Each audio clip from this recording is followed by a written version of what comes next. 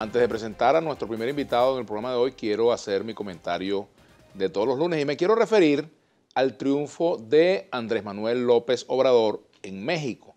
Luego de varios intentos, este es su tercero, López Obrador logra la victoria en unas elecciones presidenciales. Ya en otras oportunidades había competido, había denunciado situaciones de presunto fraude, había hecho las denuncias correspondientes y mantuvo pues una política de reclamo y de movilización de sus seguidores en esas circunstancias, ¿no?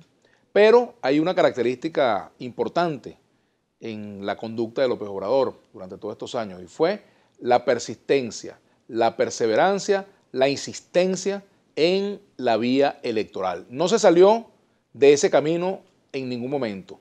Optó por la presidencia de la República con la creencia de que era posible triunfar. Y bueno, a pesar de las dificultades que tuvo en sus primeros intentos, pues ayer ha coronado un triunfo que sin duda puede provocar cambios en la esfera política de México. No hay que olvidar que él viene del Partido Revolucionario Institucional, estuvo varios años allí, después formó otras organizaciones, una de ellas el PRD, Partido de la Revolución Democrática, y finalmente es electo presidente con el apoyo de su nuevo partido, que es Morena. Es un hombre, pudiéramos decir, de centro izquierda, venido de las filas socialdemócratas, y quizás no se deban esperar cambios radicales en México como mucha gente piensa que van a ocurrir. Se le intentó asociar a Hugo Chávez, se le intentó asociar a Nicolás Maduro, y la propia práctica va a mostrar quién es Andrés Manuel López Obrador al frente del gobierno. Sus primeras palabras ayer precisamente se refirieron a la necesidad de hacer los cambios dentro del respeto a las instituciones, dentro del respeto a la democracia, dentro del respeto a la Constitución de México. Que así sea por el bien de los mexicanos, una sociedad que tiene muchos problemas. Por algo ganó Andrés Manuel López Obrador y por algo el pueblo tomó esa decisión en el día de ayer, decisión que se debe respetar. Pero en el caso central de este acontecimiento, me detengo en el hecho de que insistió en la vía electoral y no estuvo buscando a Dios por los rincones. Al final, la persistencia, la perseverancia en una política en la cual se cree es la clave para tener éxito. Y imagínense ustedes que ya se ha dado pues este resultado, imagínense ustedes lo que hubiese pasado si Andrés Manuel López Obrador, en lugar de insistir en la vía electoral, se hubiese puesto a inventar otras formas de lucha, otros caminos que no conducen sino a frustraciones. Ahí está ese ejemplo y bueno, el que tenga oídos que oiga y el que tenga ojos que vea, como dijo alguna vez alguien por allí. Bueno, así será. Y nuestro comentario, y por supuesto que desea uno, que al pueblo mexicano le vaya bien. Eso es todo, con el nuevo gobierno.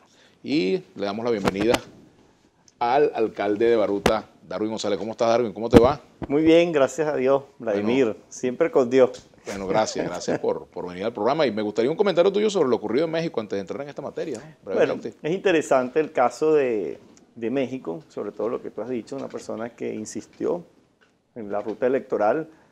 Y más allá, indudablemente, de lo que fueron las reacciones ayer en las redes con la comparación de lo que es Venezuela, que México ya va otra vez por que esperemos que no, que México no exista la destrucción de su aparato productivo, lo que ha pasado aquí en Venezuela. Se hicieron muchas comparaciones aquí ayer en la noche, pero hoy en día, Vladimir, los que son las democracias modernas prácticamente impiden que un presidente, cuando llegue al ejercicio del poder, pueda hacer grandes cambios.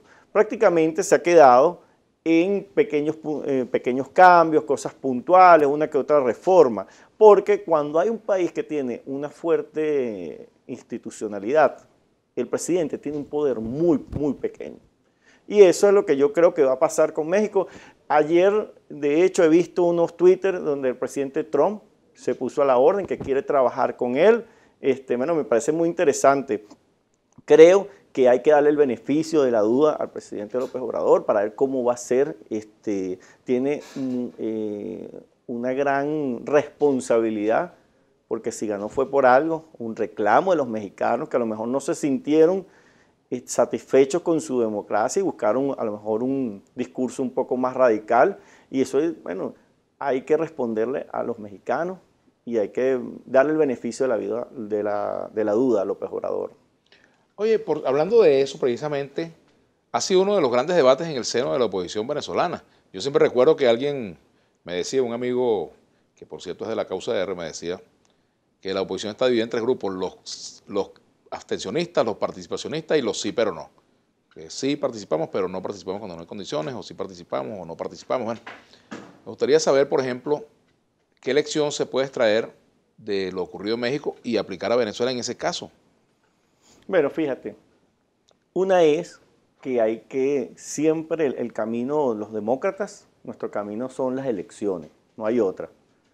Ahora, en nuestro caso especial, lo que es Venezuela, nosotros tenemos unas situaciones electorales muy complicadas y nosotros tenemos que dar una lucha que, o sea, mantenerla en la vía electoral, pero lo que sí es lógico y hay que luchar y no cansarse es la búsqueda de mejores condiciones electorales, Vladimir, los puntos rojos al lado de los centros electorales. Por ejemplo, hay un tema. Sí, el tema de las condiciones es central. Sí.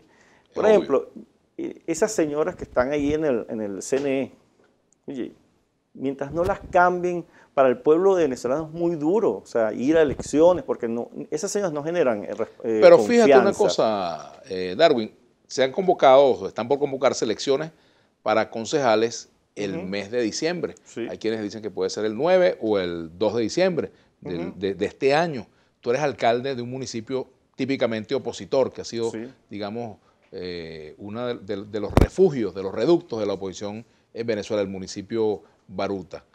Y eres alcalde, si tú tienes una Cámara Municipal llena de opositores a tu gestión, de gente ligada al gobierno, es obvio que quizás te pueda quedar muy poco tiempo al frente de la alcaldía. ¿Qué van a hacer ustedes aquí a diciembre? Totalmente. Nosotros necesitamos una Cámara y que pueda apoyar el proceso de Baruta. Tener una Cámara en contra, como tú lo dices, te quedaría muy poco tiempo en la alcaldía. Ahora fíjense. ¿Van a participar entonces en esas elecciones? Nosotros, Vladimir, cuando nosotros iniciamos la campaña, que asumimos la responsabilidad de presentarnos en el municipio de Baruta en noviembre del año pasado, lo hicimos bajo un lema, defendamos la casa, nuestra casa es Baruta. ¿Y por qué lo hacemos en Baruta? Bueno, porque las condiciones en Baruta, a pesar de la gran diferencia que hay, todo lo que pasa a nivel nacional, en Baruta nosotros sí podemos garantizar que se respete la decisión de los ciudadanos. Y si lo hicimos en diciembre y nosotros participamos y pudimos ganar ampliamente, porque lo que nosotros no podíamos permitir es que la minoría, que en el caso de Baruta es el 10%, se imponga sobre el 90%. En Baruta no se puede permitir eso. Cualquier situación de riesgo donde el municipio esté en peligro, nosotros participamos y lo defenderemos y ganaremos. Claro, falta mucho tiempo para esas elecciones. Como te lo estoy diciendo, nosotros presentaremos en su momento, digamos, el bate, por decirlo así en términos beisbolísticos. Falta bastante tiempo, vamos a ver, porque el gobierno algunas veces convoca, desconvoca. Miren, yo